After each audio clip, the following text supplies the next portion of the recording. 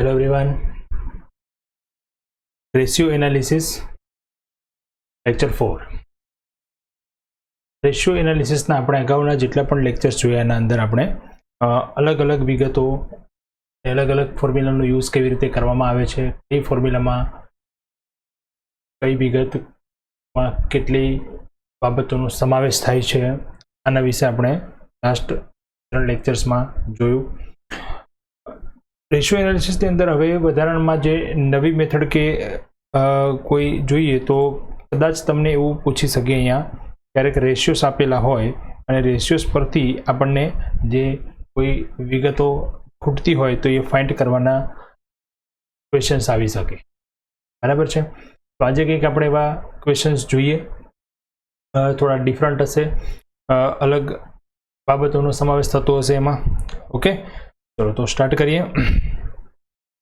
Question number છે 10. The balance sheet of Kailash Company Limited as at 31st December 11 and 31st December 12 are as under. Kailash company લિમિટેડની આપણને 2 વર્ષની balance sheet આપી છે 2011 અને 2012. Okay, balance શીટમાં ચેક કરીએ તો જો ઇક્વિટી શેર છે, general reserve, P&L account, debenture, secured loan, creditors, proposed dividend, provision for tax. થોડી અહીંયા બેલેન્સ શીટની અંદરની વિગતો પણ નવી છે. Machinery, stock, debtors, bill receivable, bank balance, prepaid expense and preliminary expense, આ ટાઈપની આપણને બેલેન્સ શીટ આપી છે, જેમાં ફિક્સ્ડ એસેટ્સ પણ છે અને શેર કેપિટલમાં ઓનલી ઇક્વિટી શેર કેપિટલ છે, ફિક્સ એસેટ પણ છે, એટસેટ્રા. ઓકે, એડિશનલ ઇન્ફોર્મેશન જોઈએ તો સેલ્સ આપ્યું છે અહીંયા. Credit sales are 3 times cash cell.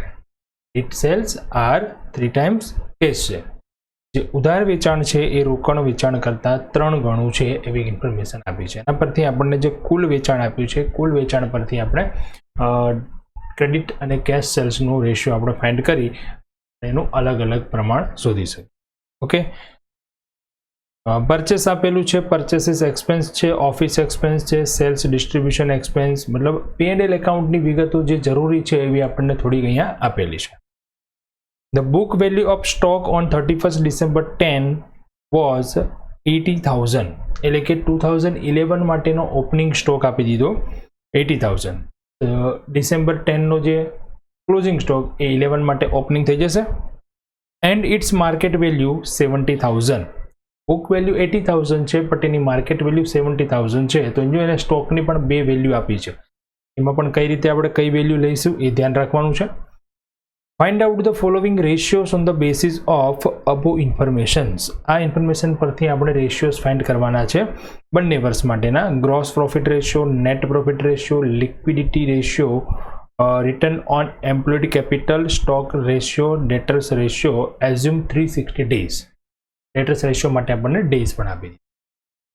Okay, તો જે ઇન્ફોર્મેશન આપી છે એના પરથી થોડી આપણે કેલ્ક્યુલેશન કરી અને જે અમુક વિગતો ફાઇન્ડ કરવાની છે આપણે કરી લઈએ. જેમ કે સેલ્સ આપેલું છે, પરચેસ છે, પરચેસ એક્સપેન્સ છે, તો એના પરથી પહેલાં તો આપણે cost of good sold, gross profit છે, નેટ પ્રોફિટ છે, EBIT, આ બધી કેલ્ક્યુલેશન પહેલાં કરી લઈએ. બરાબર છે.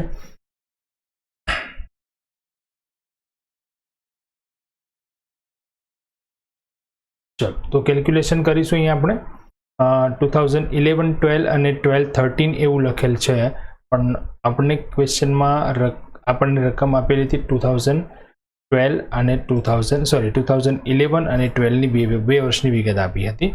બરાબર છે. ડિસેમ્બર છે અહીંયા, એટલે આપણે પહેલાં તો એક કરેક્ટ કરી લઈએ. જે વર્ષ આપેલા છે આપણા એ 2011 અને 2012 આવશે.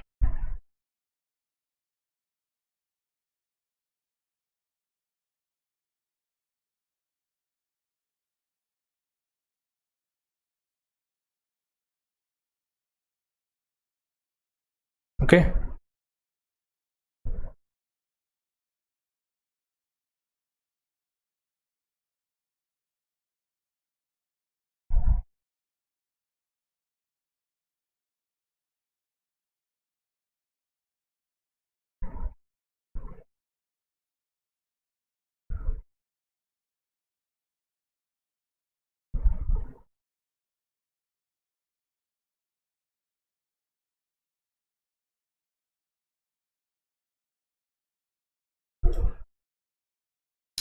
2011 એન્ડ 2012. ચલો સૌથી પહેલાં તો આપણે સ્ટાર્ટ કરીશું અહીંયા ક્રેડિટ સેલ અને કેશ સેલ્સને આપણે કેલ્ક્યુલેશન કરી લઈશું. તો ક્રેડિટ સેલ અને કેશ સેલ માટે આપણને ઇન્ફોર્મેશન આપી હતી જે પ્રમાણે એ રીતે જોઈએ તો અહીંયા સૂચના હતી ક્રેડિટ સેલ જે છે are 3 times cash cell.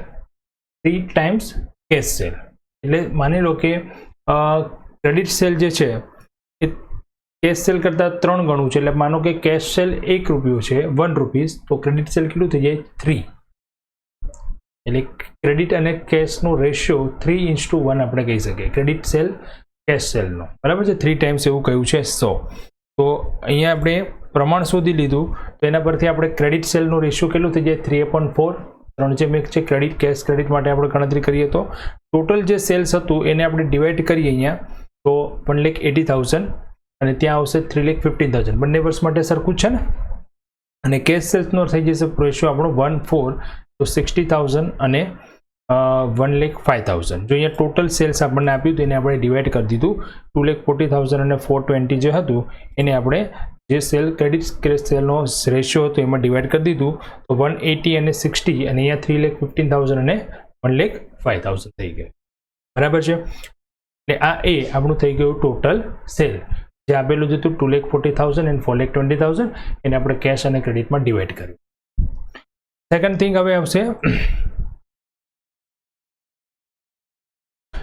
Opening stock આપેલો હતો 70,000 અને 11નો જે ક્લોઝિંગ સ્ટોક.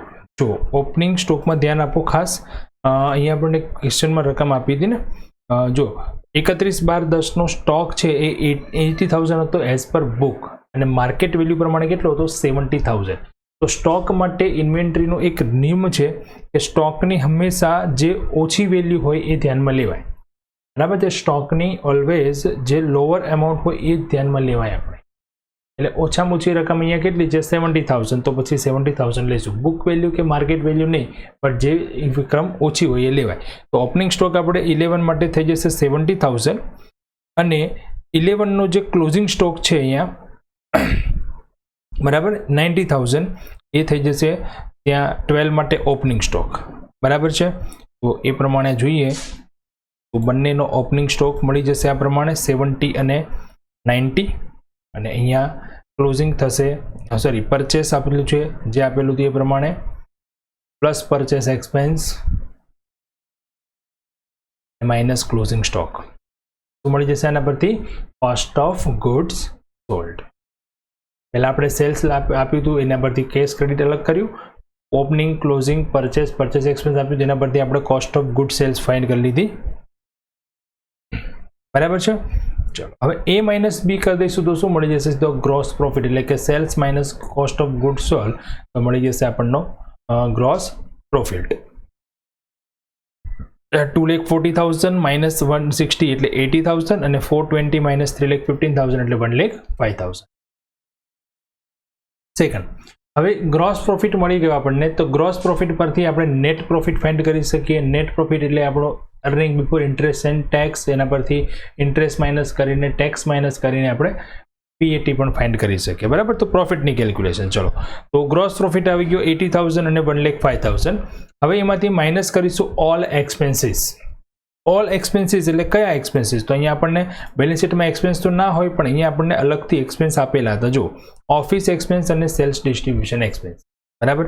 તો એ બંને ખર્ચાઓ આપણે અહીંયા ગ્રોસ પ્રોફિટમાંથી બાદ કરી દઈશું. ઓફિસ એક્સપેન્સ જે હતા એ 40,000 એન્ડ 45,000 એન્ડ સેલ એક્સપેન્સ હતા 32,000 એન્ડ 40,000. તો બંનેનું ટોટલ કરીએ તો 72,000 થશે અહીંયા અને ત્યાં થશે 85,000. હવે 80,000 માઇનસ 72,000 એટલે કે A માઇનસ B કરીશું તો આપણને મળશે નેટ પ્રોફિટ અથવા એને કહેવાય EBIT કે આ જે પ્રોફિટ છે એ બિફોર ટેક્સ એન્ડ ઇન્ટરેસ્ટ છે 8,000 અને અહીંયા મળશે 20,000. હવે એમાંથી માઇનસ કરી દઈએ ઇન્ટરેસ્ટ ઓન ડિબેન્ચર. તો અહીંયા ડિબેન્ચર આપેલા હતા બેલેન્સ શીટમાં ચેક કરીએ તો યસ 90,000 બટ ડિબેન્ચરનો ઇન્ટરેસ્ટનો રેટ અહીંયા ક્યાંય આપેલો નથી આપણને. અહીંયા જો અધર ઇન્ફોર્મેશનમાં પણ ડિબેન્ચરના ઇન્ટરેસ્ટનો રેટ ક્યાંય નથી તો ઇન્ટરેસ્ટ આપણે ગણી શકીએ નહીં તો ઇન્ટરેસ્ટ થઈ જશે 0. જે મળશે શું મળી ગયું આપણને પ્રોફિટ બિફોર ટેક્સ. હવે એમાંથી બાદ કરી દઈશું આપણે ટેક્સ. તો ટેક્સની પણ આપણને ક્વેશ્ચનમાં કોઈ ઇન્ફોર્મેશન ક્યાંય છે નહીં. ટેક્સનો રેટ કે એવું કંઈ આપણને ક્યાંય આપેલો નથી. તો ટેક્સ પણ 0, ટેક્સ બાદ થશે નહીં અહીંયાથી. તો જે આપણો EBIT હતો એ જ આપણો શું થઈ જશે, PAT, 8,000 and 20,000. કારણ કે ડિબેન્ચર છે પણ ઇન્ટરેસ્ટ રેટ નથી આપેલો અને ટેક્સનો આપણને ક્યાંય રેટ આપેલો નથી. તો આપણે કેલ્ક્યુલેશન અહીંયા કરી શકાશે નહીં ઇન્ટરેસ્ટની અને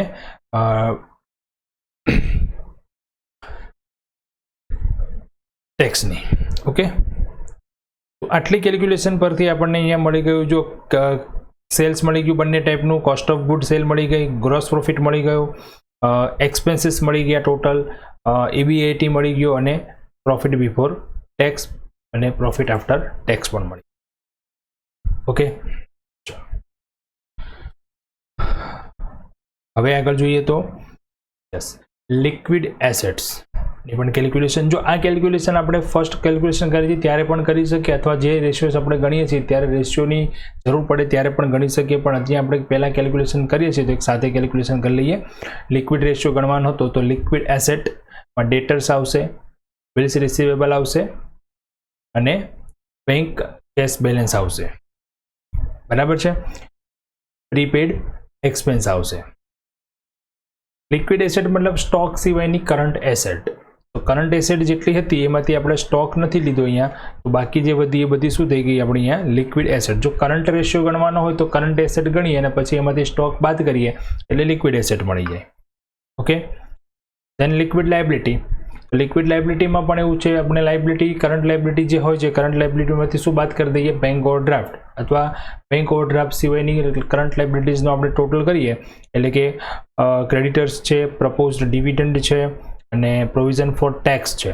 એટલે આ કરંટ લાયબિલિટીઝ જ છે બધી બેંક ઓવરડ્રાફ્ટ સિવાયની. અને અહીંયા આ દાખલામાં બેંક ઓવરડ્રાફ્ટ પણ નથી, તો લિક્વિડ લાયબિલિટી અને કરંટ લાયબિલિટી બંને સેમ જ થશે. બરાબર છે. 4 કેલ્ક્યુલેશન આપણે કરી લીધી અગત્યની. લિક્વિડ એસેટ મળી ગઈ, liquid liability, gross profit, sales, cost of goods sold. Okay, હવે ગણીશું અહીંયા આપણે જે રેશિયોઝ ગણવાના હતા એ. ઓકે, રેશિયોઝમાં કયા કયા રેશિયો છે એક વખત ચેક કરી લઈએ અને હજુ જો કોઈ ઇન્ફોર્મેશન બાકી રહેતી હોય તો આપણે પહેલાં કેલ્ક્યુલેશન કરી લઈએ, કારણ કે કેલ્ક્યુલેશનનો પાર્ટ જે આપણો આખો અલગ થઈ જાય અહીંયા.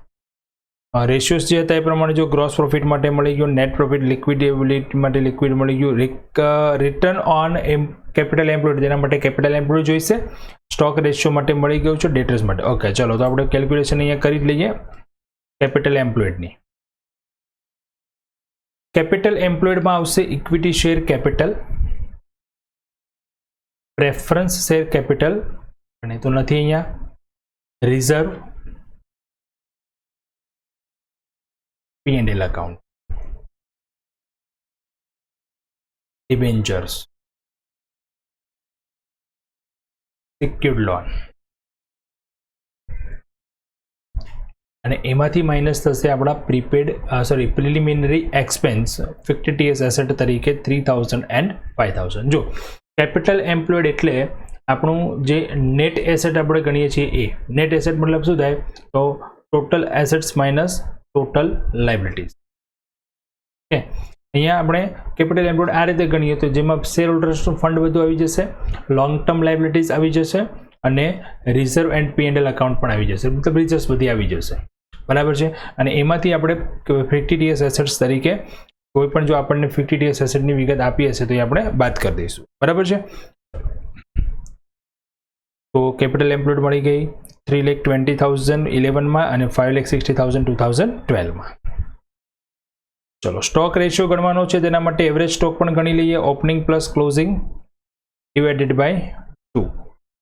તો 80,000 11માં અને 1 લાખ થઈ જશે આપણું 12માં. ડન.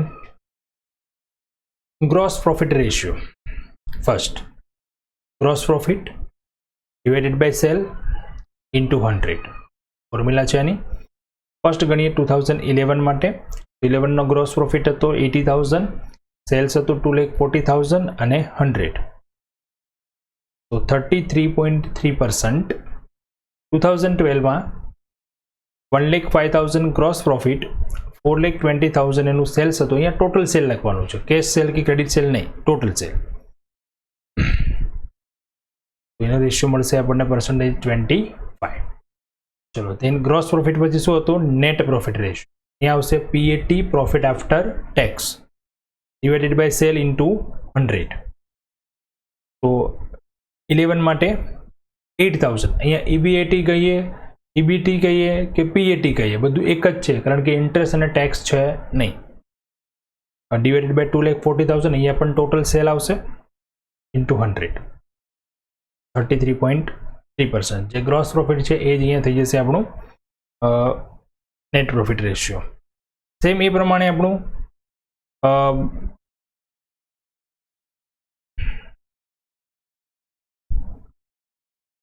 PAT 20,000 છે અને 4,20,000 સેલ્સ, તો પ્રોફિટ મળશે 4.76. અચ્છા, અહીંયા નેટ પ્રોફિટ રેશિયો આપણો 33.3 નહીં પણ 3.33 આવશે.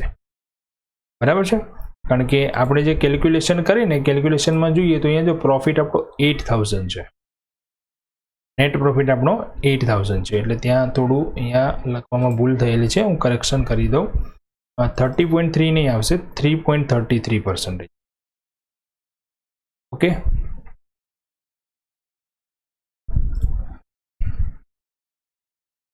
આ પ્રમાણે આપણો ગ્રોસ પ્રોફિટ રેશિયો અને નેટ પ્રોફિટ રેશિયો 3.33% મળી ગયા. Okay, then liquid ratio, liquid asset divide by liquid liabilities. તો લિક્વિડ એસેટ લાયબિલિટી પણ આપણે કેલ્ક્યુલેશન કરેલી છે. લિક્વિડ એસેટ હતી 11 માં 1,10,000, લિક્વિડ લાયબિલિટીઝ હતી 1,60,000. તો 0.69:1. જ્યારે આપણે અહીંયા ડિવાઇડમાં આપણે આ રીતે કોઈ ફોર્મ્યુલા આવે તો એનો પ્રમાણમાં જવાબ લખવો પડે, રેશિયો પ્રમાણે. તો અહીંયા એ કહી શકીએ 12, 190 ડિવાઇડ બાય 2 લાખ ગણેલી છે આપણે લિક્વિડ એસેટ લાયબિલિટી બંને. તો 0.95:1. અહીંયા એસેટ કરતાં લાયબિલિટીઝનું પ્રમાણ બંને કંપનીમાં વધારે છે, સોરી બંને વર્ષમાં વધારે છે એવું કહી શકીએ આના પર.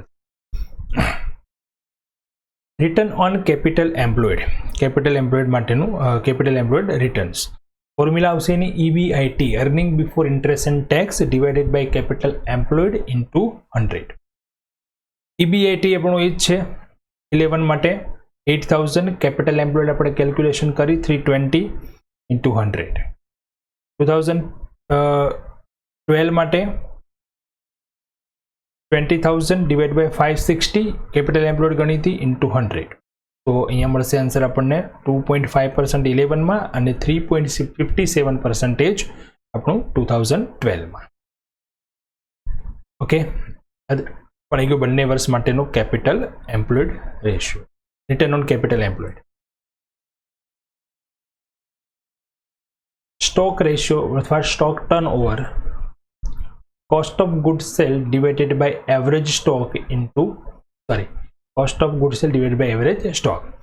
તો 11 માં આપણી cost of goods sold હતી 160, 80,000 હતો સ્ટોક, એવરેજ સ્ટોક. તો આન્સર મળશે 2 times. 12 માં જોઈએ 3,15,000 cost of goods sold અને 1 લાખ હતો આપણો એવરેજ સ્ટોક, તો 3.15 times સ્ટોક રેશિયો.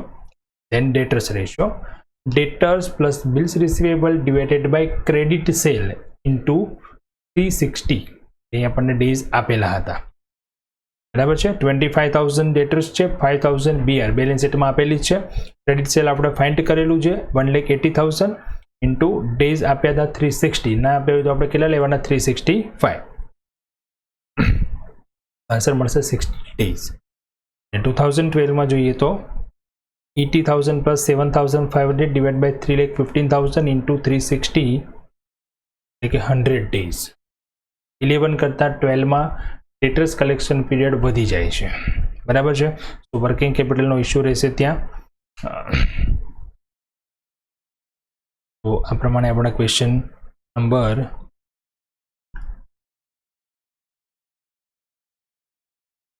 10 કમ્પ્લીટ કર્યો. હવે જોઈએ ક્વેશ્ચન નંબર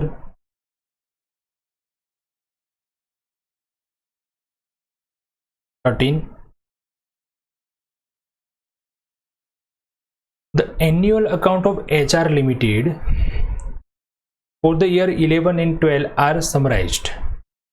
એન્યુઅલ અકાઉન્ટ્સ આપેલા છે, એટલે કે વાર્ષિક હિસાબોનું સમરી એક સ્ટેટમેન્ટના સ્વરૂપમાં આપણને અહીં આપેલા છે. જો ઇન્કમ સ્ટેટમેન્ટ એટલે P&L એકાઉન્ટ છે, ઇન્કમ સ્ટેટમેન્ટના ફોર્મમાં આપેલું છે. કેશ સેલ, ક્રેડિટ સેલ, પછી ટોટલ સેલ સાઈડમાં આપેલું છે બીજા કોલમમાં. Less cost of good sold, gross profit આવી ગયો. લેસ એક્સપેન્સીસ, આપણે જે કેલ્ક્યુલેશન હમણાં આગળના ક્વેશ્ચનમાં કરે ને સેમ એક અહીંયા તમને રકમમાં જ આપેલી છે. રકમમાં ત્યાં આપણને આવી ઇન્ફોર્મેશન નથી આપી, ખાલી એક લિસ્ટ આપ્યું હતું, એના પરથી આપણે આ રીતે સ્ટેટમેન્ટ બનાવી અને આપણે ફાઇન્ડ કર્યું હતું નેટ પ્રોફિટ કેટલો. બરાબર છે. સેમ એ વસ્તુ અહીંયા તમને ક્વેશ્ચનમાં ડાયરેક્ટ આપેલી છે. બેલેન્સ શીટ પણ જો કંઈક અલગ ફોર્મમાં આપી છે. બેલેન્સ શીટમાં પહેલાં આપ્યું છે ફિક્સ્ડ એસેટ એટલે કે નેટ બ્લોક, એનો ફિક્સ એસેટ છે ટોટલ 30,000. હવે એમાં કઈ ફિક્સ એસેટ છે એની ડિટેલ નથી આપી, પણ ટોટલ ફિક્સ એસેટ્સ આટલી છે. દેન ડેટર્સ, કેશ, સ્ટોક અને ટોટલ કરંટ એસેટ, એટલે કરંટ એસેટનું ટોટલ પણ ત્યાં આપી દીધું 1,20,000. એમાંથી માઇનસ કર્યા ક્રેડિટર્સ એટલે કે લાયબિલિટીઝ માઇનસ કરી 50,000 એટલે CA માઇનસ CL, જો current asset minus current liability એટલે અહીંયા આપી દીધું આપણને વર્કિંગ કેપિટલ 70,000 એન્ડ 1,07,000. ત્યાર પછી ટોટલ એસેટ આપ્યું જો પાછું 1 લાખ, 30 + 70 1 લાખ. ઓકે, જે લાયબિલિટી અને એસેટ વાળી બેલેન્સ શીટ હોય એના કરતાં અહીંયા આપણને આ રીતે કેલ્ક્યુલેશન કરીને સમરાઇઝ્ડ સ્ટેટમેન્ટ આપી દીધા છે. જો નેક્સ્ટ જોઈએ તો રિપ્રેઝેન્ટેડ બાય શેર કેપિટલ એટલે કે જે 1 લાખ એસેટ છે એની સામે લાયબિલિટીઝ કે કેપિટલમાં શું છે, તો શેર કેપિટલ છે 175,000, રિઝર્વ એન્ડ સરપ્લસ છે 25,000, ડિબેન્ચર 2012માં છે 40,000, 11માં નથી. Okay, you are informed that the purchase prices remained same during the period. અને ઇન્ફોર્મેશન આપી છે પ્રમાણે purchase prices remained same during the year, during the period એટલે કે 11 અને 12માં પરચેસ પ્રાઇસ બંનેમાં કોમન એક સરખી રહે છે. સ્ટોક ઓન 1/1/11 એટલે ઓપનિંગ સ્ટોક આપ્યો છે 40,000. The debenture were issue on 1/1/12, debenture 1/1/2012 issue કર્યા હતા. And fixed asset were purchased on the same date, fix asset પણ આપણે એ જ તારીખે ખરીદી હતી. એટલે અહીંયા જો ડિબેન્ચર આપણે ઉપર જોઈએ તો 30,000ના ઇશ્યુ કર્યા. તો ડિબેન્ચર ઇશ્યુ કર્યા, રકમ મળી, તો રકમનો ક્યાં યુઝ કર્યો, તો કે આપણે ફિક્સ એસેટ પરચેસ કરવામાં. તો અહીંયા જો ફિક્સ એસેટ જે અહીંયા 30,000 હતી અહીંયા વધીને કેટલી થઈ ગઈ 40,000. અહીંયા આપણે જે ઇશ્યુ કર્યા ડિબેન્ચર એમાંથી આપણે અમુક ફિક્સ એસેટ પરચેસ કરી હશે. બરાબર, સેમ ડેટ છે બંનેની. You are required to calculate the following ratios for the 11 and 12. Gross profit ratio, okay, operating ratio, first time ગણીએ છીએ આપણે operating ratio, then net profit ratio, total asset turnover ratio, total asset turnover ratio એ પણ એક નવો ratio છે અહીંયા. Stock turnover ratio, net profit to net worth ratio, net profit to net worth ratio પણ અહીંયા નવી વિગત છે. ડેટર્સ કલેક્શન પીરિયડ મતલબ debtors ratio. Ratios relating to capital employed should be based on the capital at the end of the year. Ratios relating to capital employed should be based on the capital at the end of the year. એટલે capital employed માટેના જે પણ રેશિયોઝ છે એ બધામાં capital હંમેશા કઈ લેવાની છે, તો વર્ષના અંતે જે હોય તે એ જ હોય. Give reasons for changes in the ratios for 2 years. Ignore taxation.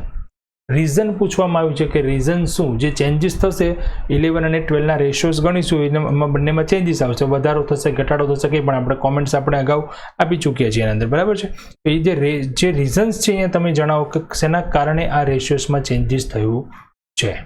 બરાબર છે, એ આપણને અહીંયા સૂચના આપી છે.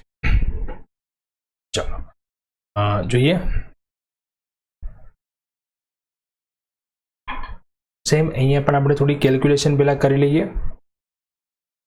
ચલો, ફિક્સ્ડ એસેટ તો આપી લેતી 30,000 40,000 પ્લસ એમાંથી કરંટ એસેટ કરી દઈએ એટલે ટોટલ એસેટ. જો ફિક્સ એસેટ કરંટ એસેટ અલગ આપી છે, એમાંથી આપણને પેલું માઇનસ કરી દીધું છે લાયબિલિટીઝ, એ ટોટલ એસેટ ના મળે આપણને.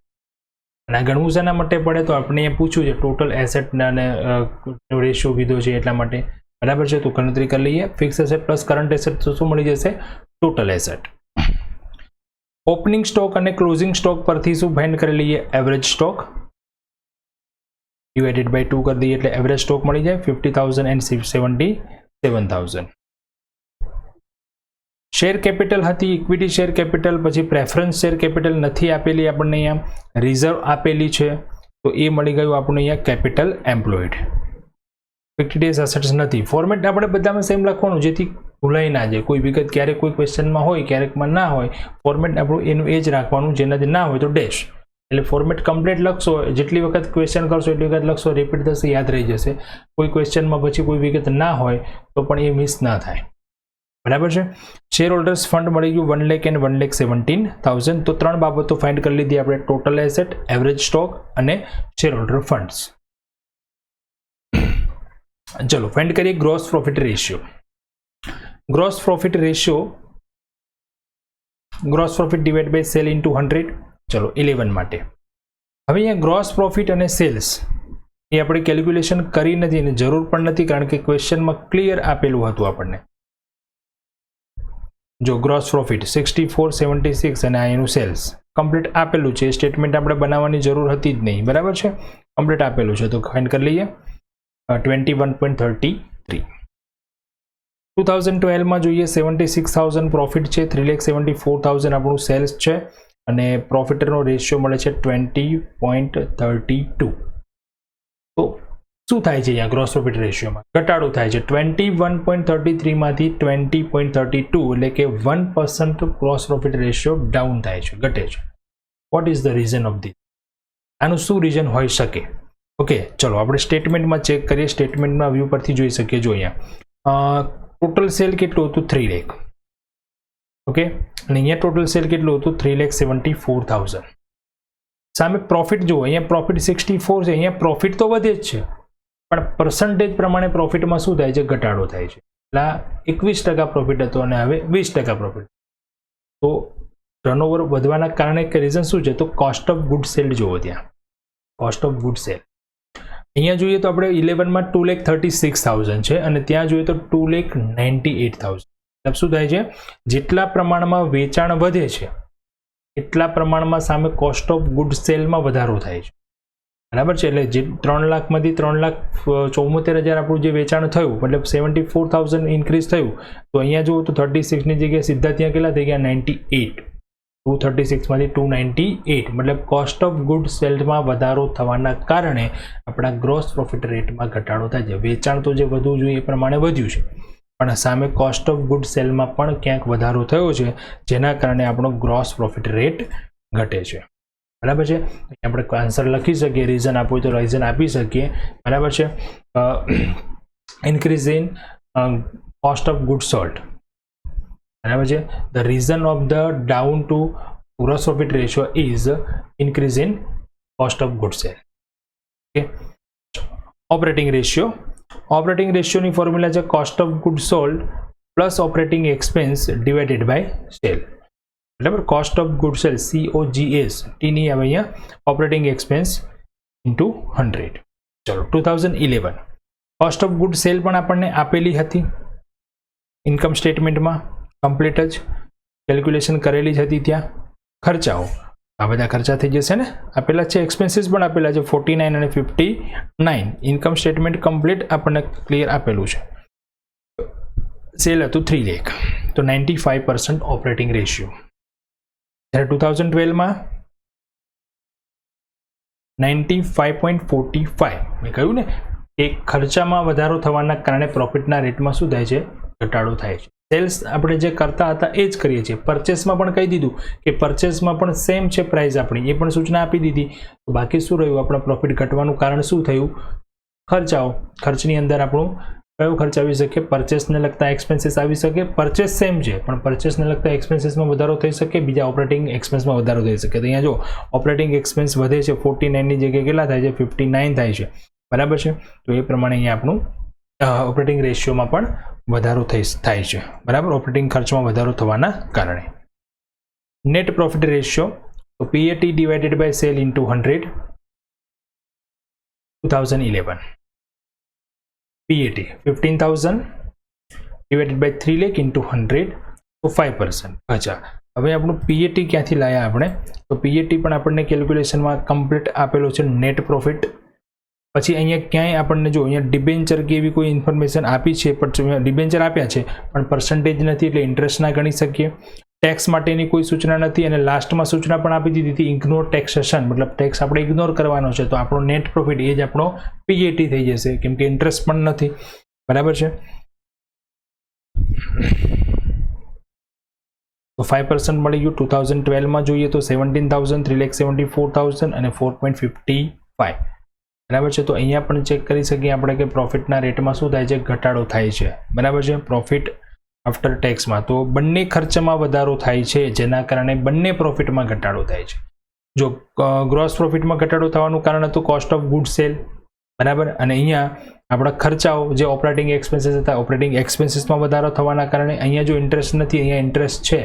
તો ડિબેન્ચર ઇસ્યુ કર્યા 2012માં એનું ઇન્ટરેસ્ટનો ખર્ચ આવ્યો એટલે આપણો નેટ પ્રોફિટનો રેટ શું થઈ ગયો, ડાઉન થઈ ગયો.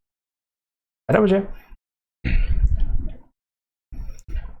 Total asset turnover ratio, total turnover asset ratio. હવે total turnover asset total asset turnover ratio આપણે શેના પર ગણવાનો, સેલ્સ પર. Sales divide by total asset, એટલે ટોટલ એસેટ ટર્નઓવર રેશિયો. બરાબર છે. એસેટ પ્રમાણે આપણે વેચાણમાં કેટલો વધઘટ થઈ. ચલો 11 સેલ્સ હતું 3 લાખ, ટોટલ એસેટ હતી 1,50,000. 2 ટાઈમ્સ ઇન્ટુ 100 નહીં આવે. ઓકે, ચેન્જ કરી લો થોડું. અગાઉ પણ એક સૂચના હતી જીએસટી COGS હતું ને, તેમાંથી ટી બાદ કરવાનું.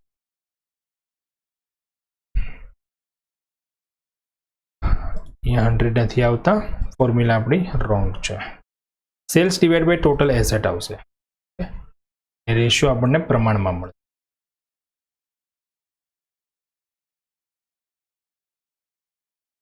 ઓકે, 2 ટાઈમ્સ એ પ્રમાણે 2012માં 5%. 2012 1 મિનિટ હું ચેક કરી લઉં એક વખત શું એરર છે.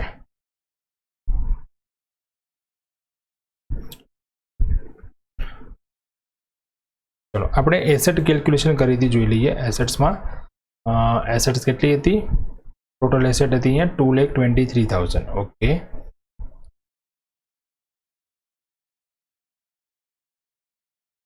રોંગ છે કેલ્ક્યુલેશન, હું કરેક્શન કરી દઉં. ઓકે, તો 2012માં આવશે 3,74,000 ડિવાઇડેડ બાય 2,23,000. આન્સર મળશે 1.67 times. Okay. 5 stock turn over ratio. Stock turn over ratio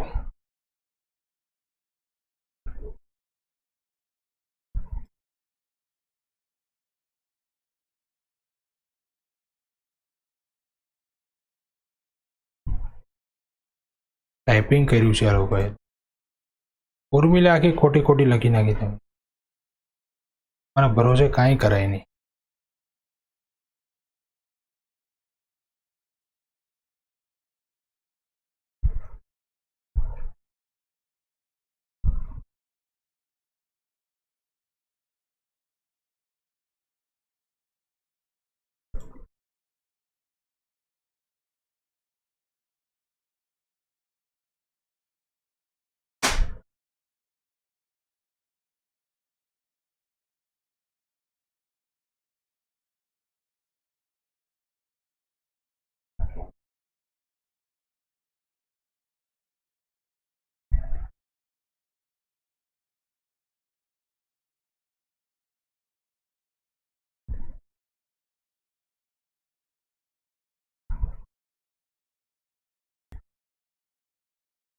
Stock turnover ratio, cost of goods sold divided by average stock 2011 2,36,000 divided by 50,000 4.72 times, and 2012 2,98,000 divided by 77,000. average stock આપણે અગાઉ ગણેલો છે તો 3.87 times. Okay, and net profit to net worth ratio, any formula થશે PAT divided by shareholders fund. બરાબર. Net profit to net worth, net worth એટલે share holders fund. 11 PAT આપણે calculation કરેલો છે 15,000. શેર હોલ્ડર ફંડ આપણે find કર્યા 1 લાખ, અને 2012માં 17,000 divide by 1,70,000 into 100. Okay, તો આ પ્રમાણે બંનેનો આન્સર મળશે અહીંયા. ઓકે, 14.53 અને 15%, 11 અને 12 બંનેનો આન્સર. અને હવે એક રેશિયો બાકી રહ્યો આપણો, લાસ્ટ છે debtors collection period, debtors plus BR divide by credit sale into 100. આની પણ બધી જ કેલ્ક્યુલેશન આપણને બધી જ આંકડાઓ આપેલા હતા, ફક્ત આપણે એપ્લાય કરવાના છે. ડેઝ આપેલા હતા 360, તો 67 ડેઝ અને 86 ડેઝ.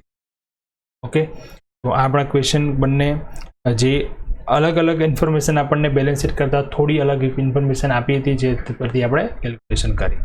બરાબર છે. બસ રેશિયો એનાલિસિસમાં આ જ ઇમ્પોર્ટન્ટ છે. ખાસ કેલ્ક્યુલેશનમાં તમારે ખાસ ફોર્મ્યુલાઝ યાદ રાખવાના છે. ફોર્મ્યુલાઝ જો તમને ખબર હશે, ફોર્મ્યુલાની અંદર કઈ વિગતમાં કઈ બાબત કઈ રીતે આપણે ગણતરી કરવાની છે, આટલું ક્લિયર રાખો, કોઈ પણ ક્વેશ્ચન આપણે આરામથી સોલ્વ કરીશું. ઓકે ફ્રેન્ડ્સ, ચલો થેન્ક યુ. નેક્સ્ટ લેક્ચરમાં નવા ક્વેશ્ચન સાથે મળીએ.